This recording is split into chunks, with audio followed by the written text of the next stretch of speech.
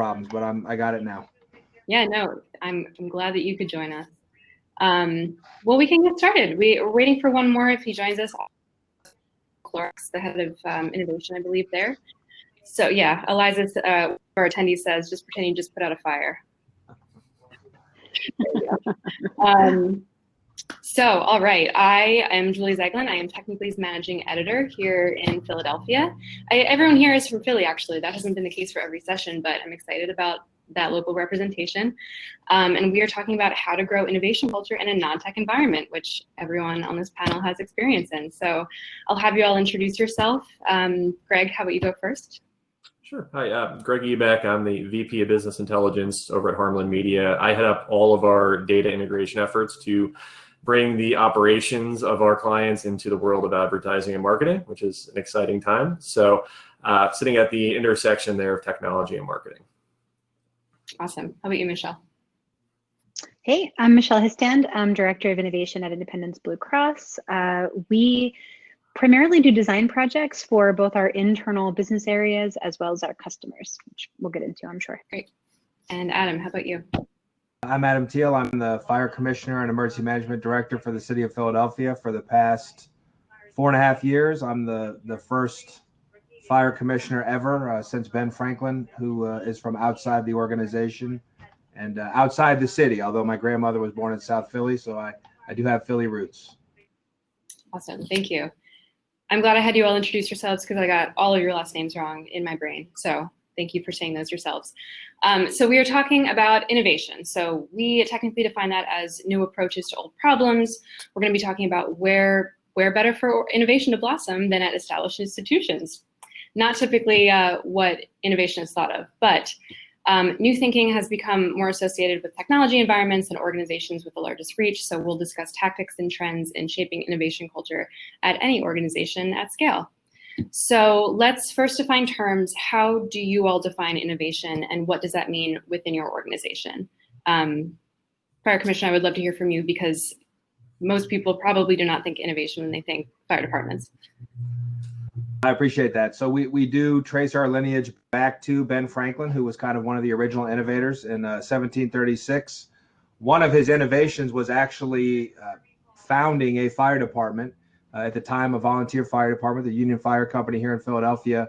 And the innovation there was this notion that instead of every citizen or resident having a bucket and a hook and an axe in their house, that folks would come together and address fires and eventually other emergencies collectively. So that was kind of the original innovation. We still put water on fires predominantly to put them out, but it is actually it's a very high-tech business.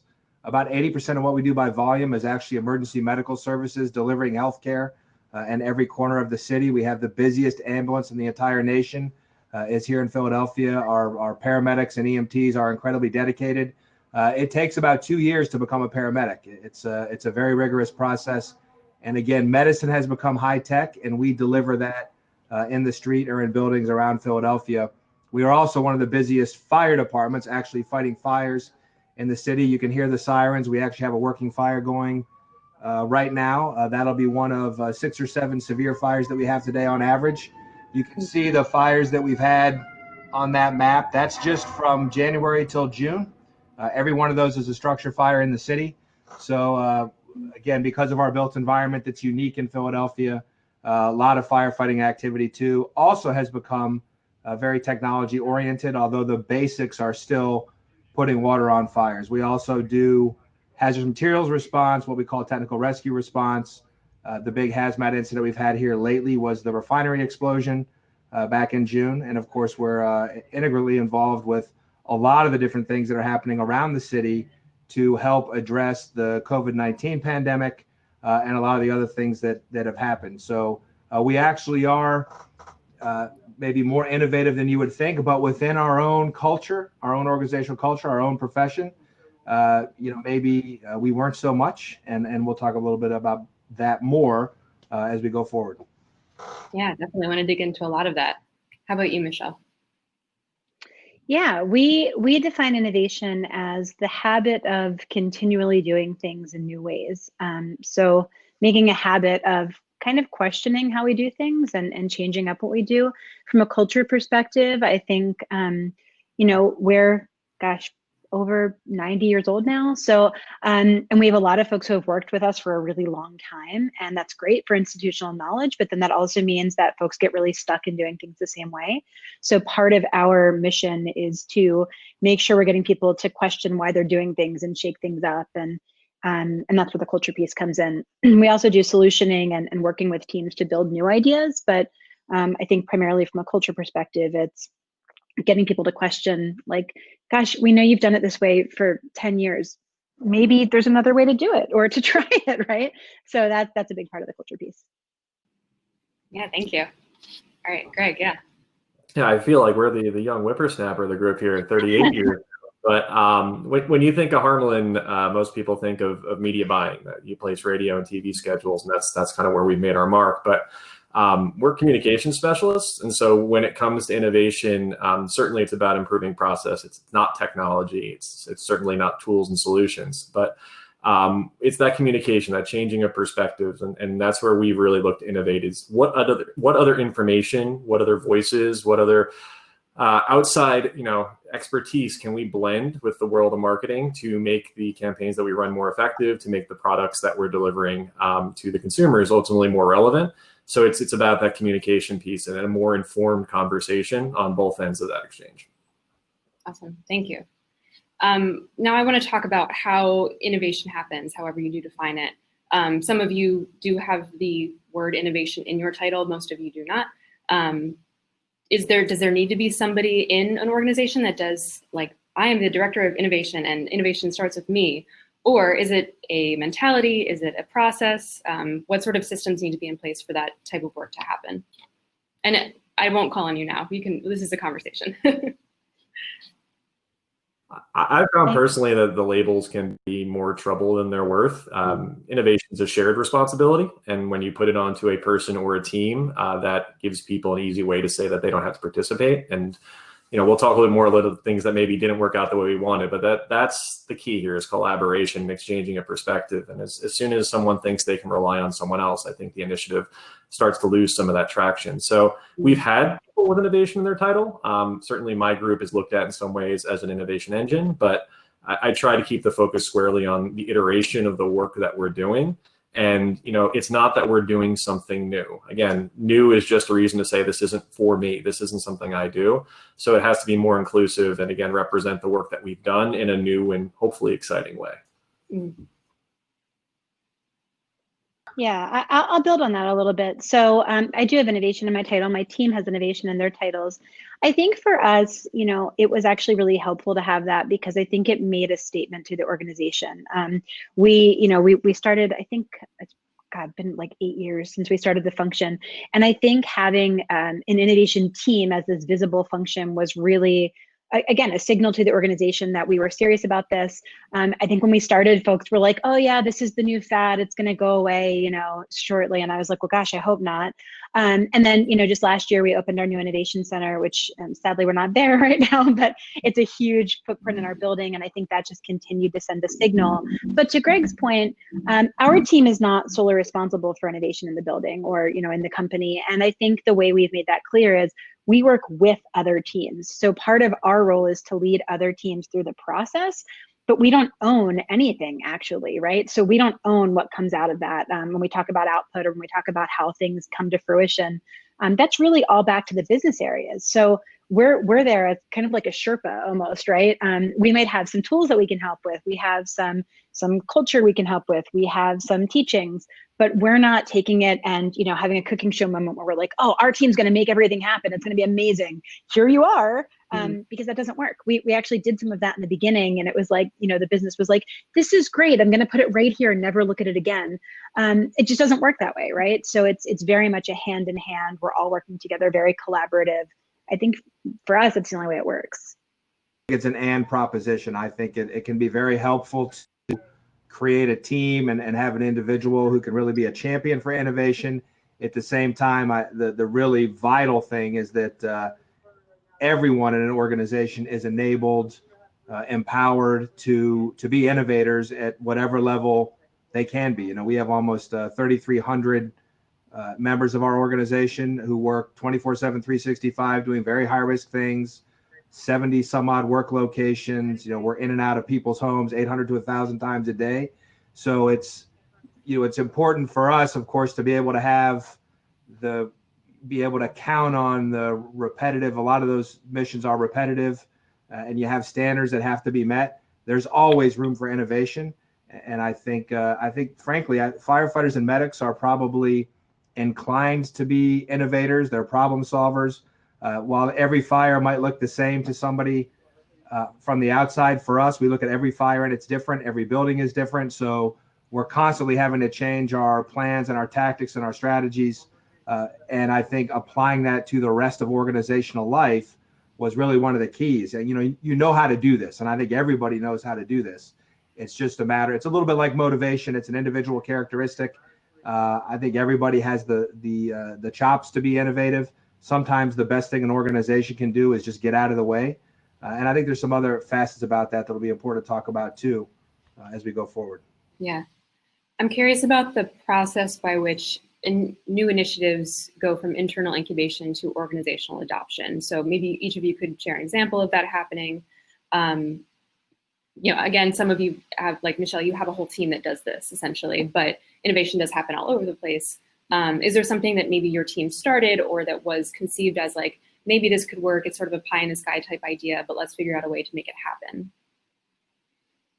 Yeah, I mean, so like I said, we work with, if we're looking at kind of, internal instances of that, we work with our business areas alongside of them. So my team, they're innovation consultants, right? So any business area can approach us and say, we're trying to figure out X, Y, and Z, or we're trying to build out this new opportunity, or we're thinking about this.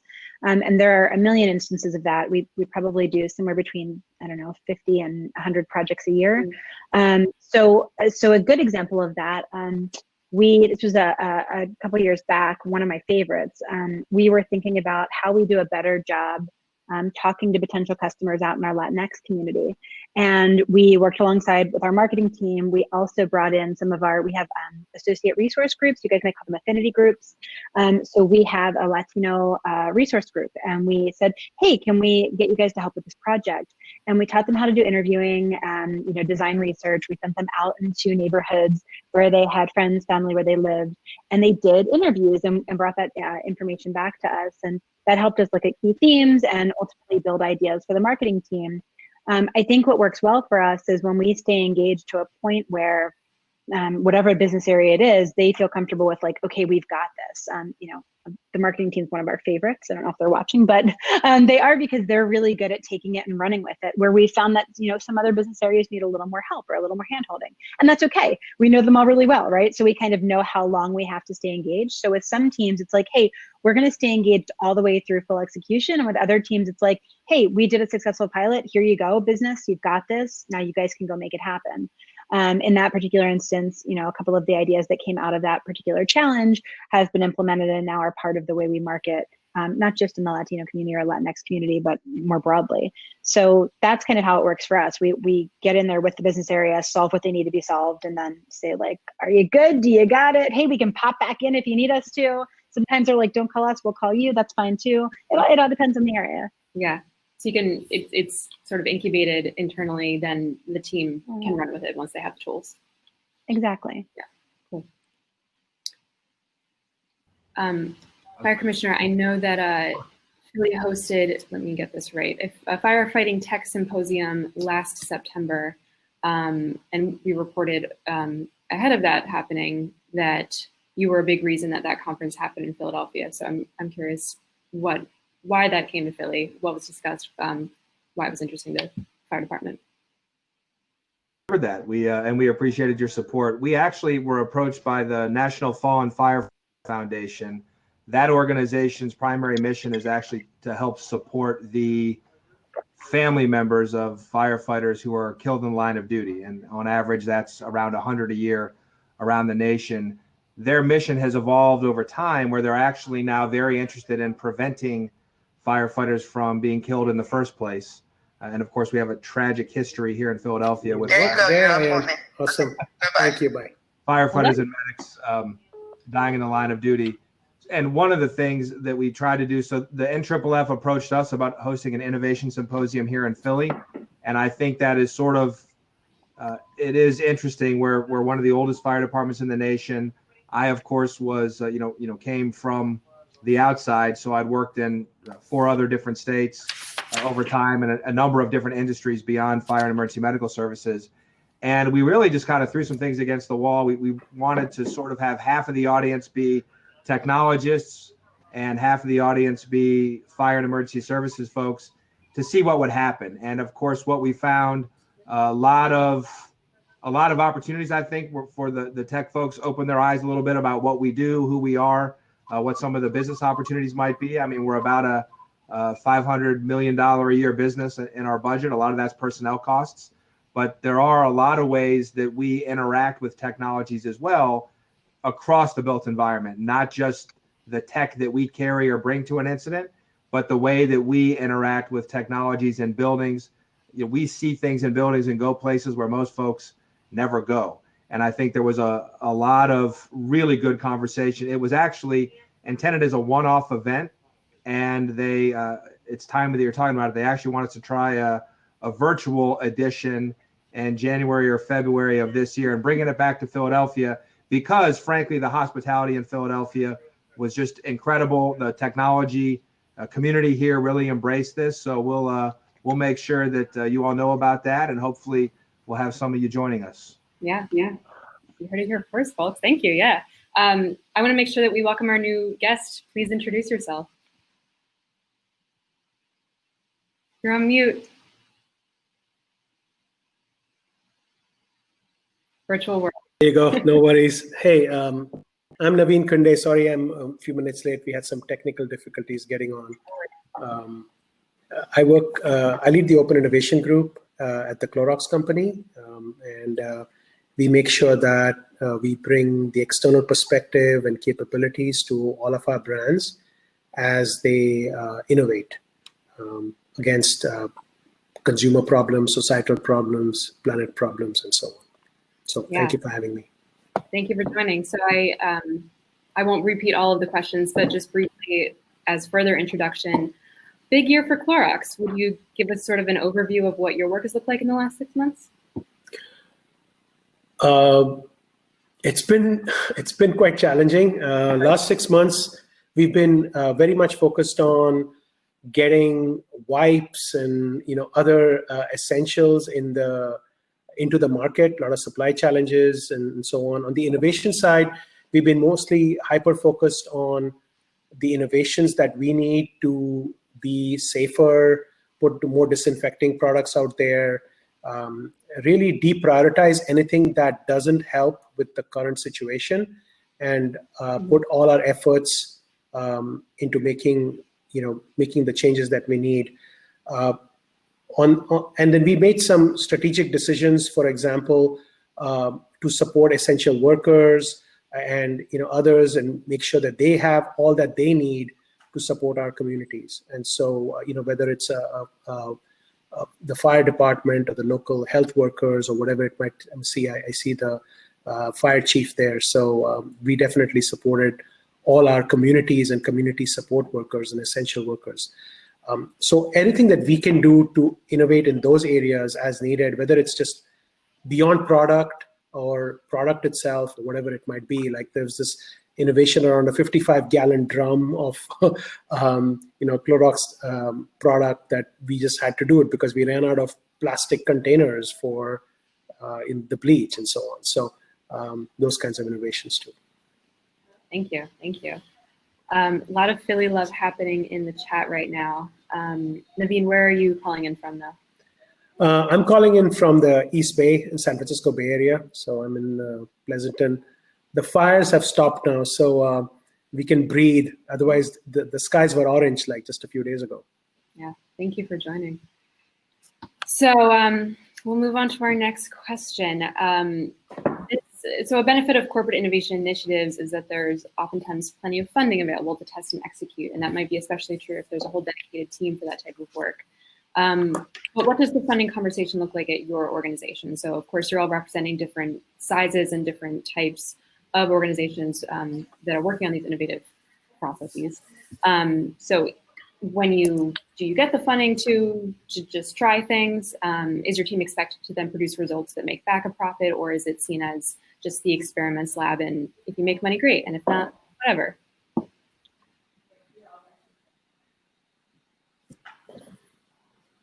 You want somebody specific to take that, or just anyone? No, anybody. Question, because money is a little bit taboo, but we're talking about innovation, where there is often a lot of funding behind, new initiatives. So that's why I'm especially curious about it. Go ahead, Michelle. Yeah, so I mean, I don't know that I have a lot of funding, right? but we do have a budget for for prototyping and testing, and we fortunately, knock on wood, we are not expected to bring money back in necessarily. That is not part of our charge. We're not a P&L. We see the money that we have again as part of our piloting. So we use the money that we have to run pilots. And then we also support other pilots in the area that are health focused. We've done things with the University of Penn and things like that. So that's kind of how we think about it. And very often the projects that we're working on align a little bit more with experience. So it's really hard to do a hard line back to if they've made us money or not. We'll often look at them and, in terms of, did we improve a process, which that we can sometimes tie to money. But if we're looking to improve our customer experience or our provider experience, that can be a little bit harder to tie dollars to. So we're not always looking at that. As a city agency, we're always facing fiscal stress. I should say we've been very fortunate. Mayor Kenny and City Council have been very supportive of us to help upgrade our technology. When I got here, we had 30-year-old fire engines out driving around, and that's frankly, that's as stupid as it sounds. Any industry that you're in. That said, most of the investment that we get goes into delivering frontline core service. The folks, women and men who show up at your door at 3 a.m. to take care of whatever problem you're having. And there isn't a lot left for trying out new things. So we really have leveraged partnerships, and the innovation symposium I taught about with the National Fallen Firefighters Foundation, part of that was funded by FEMA. We've brought in about $27 million in grants from FEMA over the past 4 years. Also grants from the Coast Guard, Department of Homeland Security, a lot of other different grantors and partnerships. We have a partnership, an alternative service delivery partnership with the University of Pennsylvania that they're funding, and the lessons learned from that. So innovation, I think, isn't just about tech. It's also about the way you do things. Greg was mentioning this. So we've also innovated with just our approach to things, and the lessons we learned from that partnership with Penn and University City to address one set of issues. We took some of those lessons and sort of refocused that service delivery model, and we're using it now in Kensington to address the opioid crisis in a way that really nobody else has done. And a lot of those same partnerships and lessons and relationships we've carried right into the COVID response. And we had Hurricane Isaias, which might end up being a presidential disaster declaration for us. So I think a lot of this stuff really is connected. And I will also I want to say bleach really is underrated. So. Just to build on that, I think that's a key point here. From our standpoint, innovation has to be connected. We have a team that's tasked with inspiring and encouraging those innovations, and we have a technical team that's built to support that. But from an investment standpoint, we look at the time we invest on behalf of our clients, the time to get work done. Time is our currency. And so in a lot of cases, being able to demonstrate a cost savings through the number of people to staff a project or the turnaround time, that can be as meaningful to our clients as a demonstrable impact on the bottom line. So it's a challenge to go between projects that create value, and we have products and services that certainly do that, and then those more incremental, opportunistic things that come about because we're integrated with the strategy team or the account managers, and we can find new ways to save them a little bit of time. Let me add perspective. And yes, and Clorox is the champagne of bleach, like we like to say. So. What do you tweet it? Yeah, and that was actually a quote by Dr. Michael Osterholm, who's been with 9 presidential administrations, and he's one of the top health advocates and huge pandemic expert. He said he was in Haiti a few years ago. There was a natural disaster, and they had hoarded Clorox from the previous natural disaster, and they were using it tiny bit at a time till the next big shipment came in. It's like it's the champagne of bleach. So that kind of stuck in my head. I love the point Adam made about innovating how we work, because that's a big piece of what we've been doing in the last several months with everybody being at home. The work needs to continue. We had teams that were stranded. We still had to do ideation and brainstorming, and it's hard to do that remotely, especially when you're working on very complex problems. And we had to quickly pivot and tested out all these virtual whiteboard platforms. We looked at Miro and several others, and we finally zoomed in on one. And it's just it's been this constant doing the work, but also transforming how we do the work and adjusting and pivoting. So it's been an exciting time for innovators. To your point about whether it has to make money, eventually it does. But when you're working on something that has never been done before, what you're looking for, your currency is learning. So whatever you do, you have to learn something from it. Whether it works or doesn't work, you have to have an experimental mindset. But eventually, when you launch it, you want to make money from it, in addition to serving a consumer, planetary, or societal need, and doing it with a technology that kind of makes sense. So it needs to have all those three elements in there: the business, the technology, as well as the consumer need. I would love for anybody to share an example of something that didn't work, maybe something that was incubated internally and was just scrapped because it was just, we have this saying technically, no judging and brainstorming. So any meeting when we're just like, let's talk, even if it's just like headlines, we're like, let's talk about this. Like, what if we put this keyword in and it just sounds absurd? So anyway, that's a very minute example. But yeah, anything that you tried to launch didn't work, or you just started to work on them, like totally scrapped because it was not going to make sense. It's a minor thing, and some of the more spectacular failures I'll just leave for another day. But we have a general saying that the first event is always about 3 years ahead of itself. So whatever we're doing today, we'll need to go through a few cycles before we get to the right version of it. And I remember, in hindsight, 3 years ago, moving our business to the cloud and moving all of our files off of the local drive into this.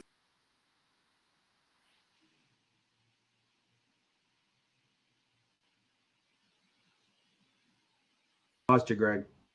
I thought it was just me. My cat's. We hear you now.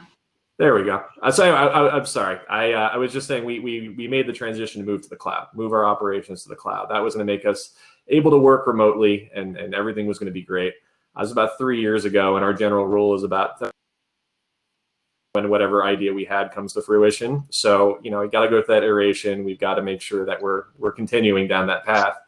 And what happened is the first version of our cloud storage and system was the network drive in the cloud. People were comfortable with their folders. They were comfortable with their process. And it was enough of a transition to make the move that the rest of the platform needed to be redesigned. And we've been working towards the idea of tagging and metadata and more dynamic searching and discovery. But, again, moving at a moderated pace and taking those iterations as opposed to launching an innovation full steam ahead. That was one of those early lessons we learned about collaboration, about living in people's shoes and not trying to push too hard. So that would be one of those failures, I think. And again, it shaped how we've approached this. Yeah, that's great. Thank you. And remind me, how many people are at Harmland Media? Yeah, at Harmland Media, we have about 250 employees across our offices, plus client contacts coming in and out. So it's by no means a large-scale organization, but sometimes change can be very hard when everyone has a voice like that. So it's a interesting culture to innovate in. And again, the legacy part of it, how things have been done, it was working fine. So why change it? And that's a pretty big tide to overcome sometimes. Yes. A perfect transition. Oh, feedback. To our next question, which is about buy-in. So Eliza, we have the same train of thought here. I'll just read your question. What is the balance between leadership buy-in for innovation, needing frontline staff to be on board with these new ways of thinking and doing? So when something is going to be launched, how do you make sure that everybody is on board, is trained in it, understands why it's happening? there are a lot of people with different motivations here. So how does everyone get on the same page? So I think I'll take a first shot at that. I think the conventional wisdom when I was brought here to be the first outside fire commissioner was that I would somehow come in and look at things with a different lens or different set of lenses and say, we need to do this, we need to do this differently, blah, blah, blah. I actually spent probably a year, a little bit more than a year, simply walking around, appreciating things and talking about all the things that I appreciated about the city and the organization. And that was real and that was authentic. I mean, I have come to love this city and of course, love the fire department and the people in it. And I think that's really the innovation culture rests in the larger organizational culture. And organizational cultures are deep and sometimes wide. So I think, and again, Greg said it well, if you really do have to do a lot of work, I think, to truly have an innovation culture, not just to talk about it or put it on a wall. There's a lot of work in the broader organizational culture that has to happen to set conditions for success. And I think a big piece of that is investing in a diverse, equitable, and inclusive organization. You cannot separate. It's not something different. If you want to have an innovation culture, you have to have a foundational organizational culture that's rooted in respect and appreciation for all the things that everybody brings to the table, period, full stop. So a lot of the things that I did first were, establishing a leadership council, more broad than it probably had been, my executive team, bringing in some different perspectives and voices and diversity in all respects, and really setting conditions to start spinning up the working groups and the other sort of empowering folks throughout the organization to get things done. Because you can talk about it all day long if you don't truly have that foundational culture that of respect. And again, there's so much research on this. So I think it's having those diverse, inclusive teams and having a sense of equity that's vital before you can ever get to innovation. And again, it doesn't mean that you may not have some innovations, but certainly any organization that does not focus on and reflect and invest in those principles first, you're not being as innovative as you could be, even if you're successful every now and then. And just to add to that, I think it's a really important point that change can be kind of the enemy of progress in some ways, because if it's working and it's worked and people feel comfortable and you're in a non-technical environment, then that's just something they don't know. That's something they can't do. There's a lot of just inherent bias in terms of how we approach that. So if you can frame these advances and these changes in terms of how it makes the work you do more valuable or how it takes what you're doing that one step further, the buy-in's a lot easier to achieve. No one, frankly, cares why you need to do it differently. They want to know why it will make their work easier, better, more valuable, help their career path. A lot of angles there. I want to echo what both Greg and Adam are saying, but I think it does matter why and the purpose of what we are trying to do and what challenge that we are trying to solve. And at the highest level, if the leadership can articulate that and how the current approach is not working, and that is why we need to innovate, that is why we need to change, then the people at the front lines won't push back on it. People at the front lines get irritated when you just throw change initiative after change initiative without any thought. They're not dummies out there. They know what's going on. They're like, come on, here comes the next change initiative. But if there's something truly important that's needed and there's conviction all the way to the top and they do a good job articulating why you need something, people will be on board. But frankly, people don't like to change, okay? People are very comfortable doing the things. There's efficiencies. We all have our lives. We don't want to constantly deal with change. That's not the human condition. But when there is a need and when there's that deep need to change, of course, people will change. But it has to the reason for the change needs to be stronger than the reason not to change, right? It's like not changing or changing. I think that there needs to be a purpose or a why, and there has to be conviction behind that. And then the buy-in and all that stuff becomes a lot easier, at least from the people who kind of get it.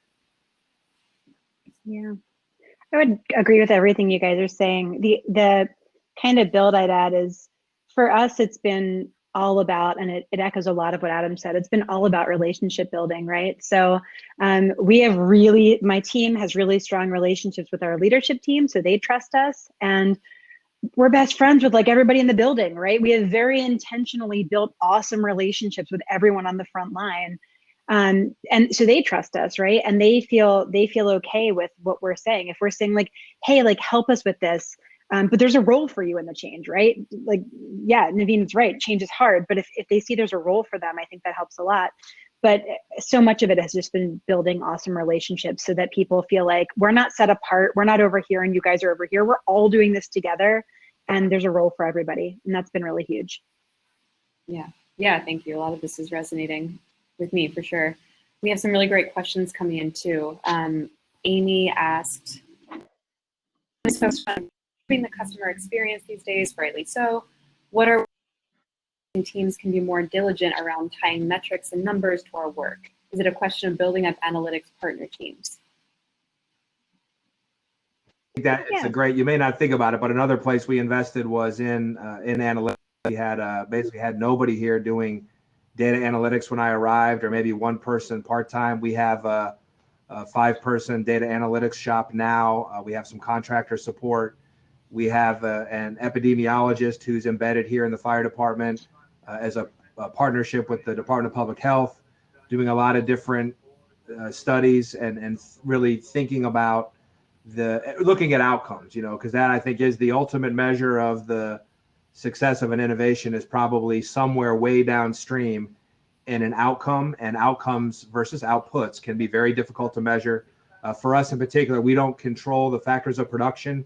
For the most part, our budget comes from somewhere else, and we don't really, our mission is fairly set, although very broad. And we produce masks now, which is something I never thought we would do. We run isolation hotels and do a bunch of other things as a result of COVID.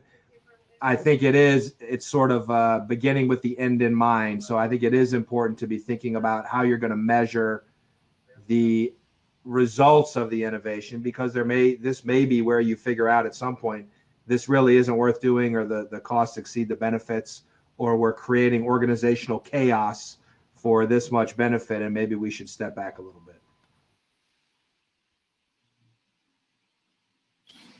Yeah, thank you. Another really great question from Doug.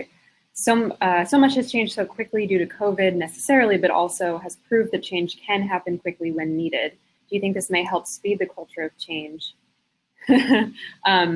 I mean, something that makes me think of is sort of the shift in work from home and the acceptance of that. But this question goes deeper than that. So yes, COVID, is that helping speed the culture of change? So just to add to that, luckily we started the whole migration 3 years ago, so we were all set for the work from home shift. But building beyond that, when there's a sudden disruption, information is key. And so what we've learned with this is that we need to get that information. Even though the innovations themselves may not quite be there yet, just helping people be more informed is a big part of finding that innovation. And so with COVID as an example, within a few weeks of us moving into shelter in place, once the teams have been set up and work from home, we made available to the company a dashboard that showed a lot of our work is executed locally, what the local conditions were in the markets that our clients were activating in. So we could be more informed in terms of where operations needed to slow down, where they could be left to run. Without that local perspective, the entire company would have ground to a halt. So it's a balance between putting things in place that will innovate it, and then again, surfacing that information that just keeps the conversation happening while you work through it.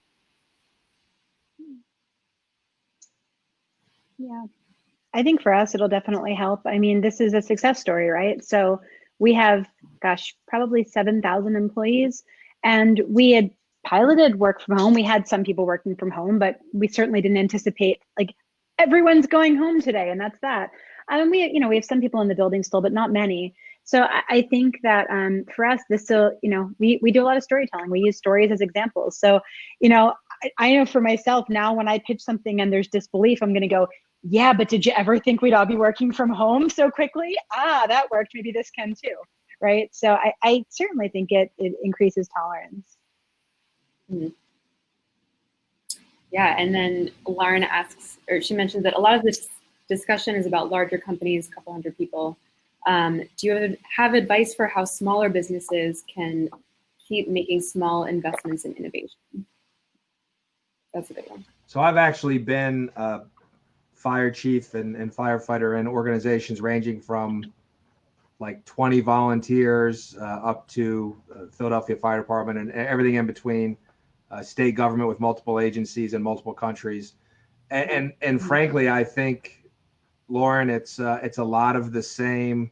It's a lot of the same stuff. I mean, having that foundational organizational culture of respect where people can feel comfortable innovating. I mean, if they don't feel comfortable being their authentic selves in the organization, how could you possibly expect them to be comfortable advancing something that might be thought of as a crazy idea objectively if they're still worried about that? So I really do, to me, most of the important stuff really is scalable up and down. And frankly, it can be even harder in a small organization because there's no island hopping. You can't say, well, we're going to just skip over that organizational unit and work on this one, and eventually they'll come around.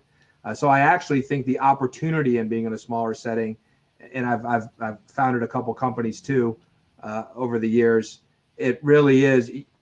I think you got to address it head on. I mean, where you might be able to avoid some of those key organizational issues that are standing in the way of innovation in a larger organization, you really got to tackle things head on in a smaller one.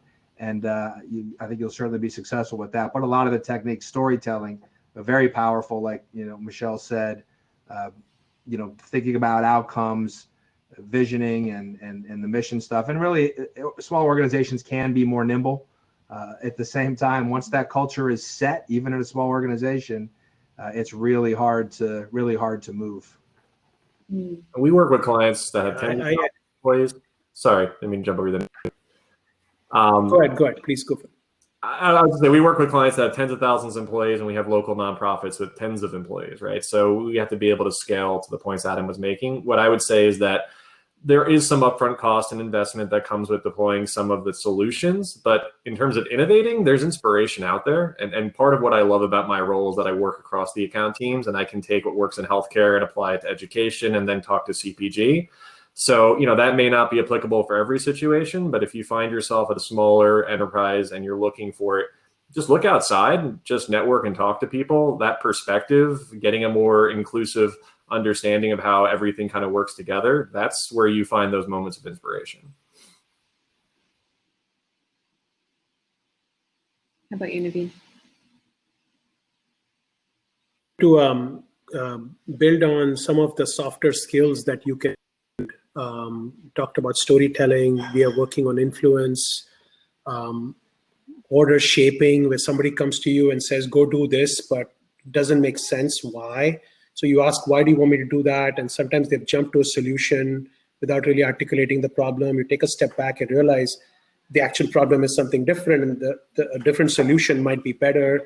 So teaching some of those core skills is actually some things that we focus on quite a bit. I have a small team that I lead, and we are sort of, everybody is very innovative there, and there are innovative people across the company, but also we make sure that they are focused on the right things. Otherwise, you can have them chasing after every shiny penny. And so focusing on a few problems that truly matter, and then bringing the entire toolkit and mind share to that is the way we are doing it. And the smaller the organization, the easier it is to do, because it's easier to build that org culture in a small group than to do it across a massive company. Great, thank you. So we are at time. So to close out, would love to hear briefly from each of you. We have a couple creativity related comments in the chat. So tweet length response, what is something keeping you creative right now?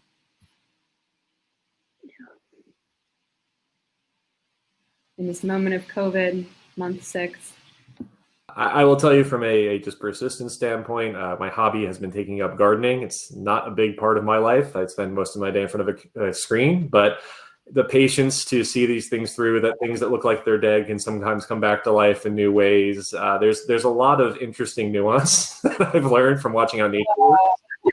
So yeah. I would say that, again, inspiration comes from strange places, but persistence is the big part. In that moment, everything may seem like it's hinging on a yes or a no, but sometimes it just takes people longer to come around. Sometimes someone has an idea from what you said a week later. You gotta keep at it and believe in what you're doing and keep working at it. Mm. So I've been redecorating every room in my house. This is a new black wall. Ta-da! I've repainted almost every room. I think for me, like doing stuff with my hands and like creating has been really important. So I've been recreating my house since I'll be here for the rest of my life, maybe. Yeah, awesome. Naveen, Adam, how do you stay creative? I've been playing a lot of board games with my kids and wife and extended family. We play a lot of Dungeons and Dragons and Settlers of Catan and Clue. And my 7-year-old challenged me to just have fun and not just think about winning and crushing the opposition all the time. And so that's keeping me creative. How do I win and have fun? It's both. It's not either. There's something deep there for sure. Thank you. Someone referenced being the king of the sheep. I don't know what that means, but it's a fan reference. Anyway, Fire Commissioner, how about you?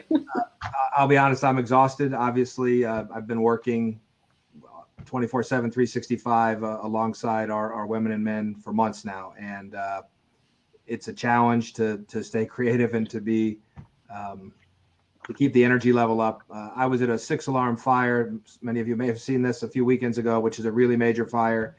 And what we saw on that incident, it's been a really difficult year, still a difficult year for everybody. And we saw citizens, neighborhood residents, folks helping us drag hose. Remember, a fire hose, our supply hose, weighs hundreds of pounds. Everybody pitching in to help literally save a couple neighborhoods in North Philly. That site that keeps me going. So we can do this. This is the city of brotherly and sisterly love, and let's keep working together. And I know that we will get through whatever comes. Thank you so much, Adam, Michelle, Greg, Naveen, for joining us. We've been talking about growing an innovation culture in a non-tech environment, as all of our panelists are doing. So thank you all for your work, and thank you for joining us today. Thanks, Julie. Thank you for Bye, having guys. us. Yeah, thanks everyone for attending too, and the great questions. Bye.